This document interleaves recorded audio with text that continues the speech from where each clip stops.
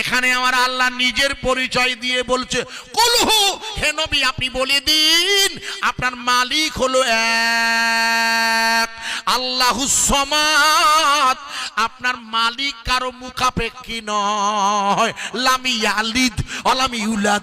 আপনার মালিক কাউকে জন্ম দেয় নাই, আর আপনার মালিককে কেউ জন্ম দেয়নি। ওয়া লাম ইয়াকুল লাহু কুফুয়ান আহাদ।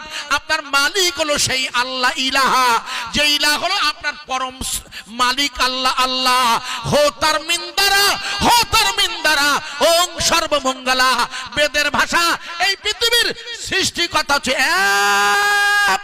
মিন্দারা মানে তিনি কারো মুখাপেক্ষী নই, আরবিতে বলে আল্লাহুস সামাদ। একটু জোরে বলা যাবে না? ভাষাটা, এই ভাষাটা কার? চিল্লে বলুন।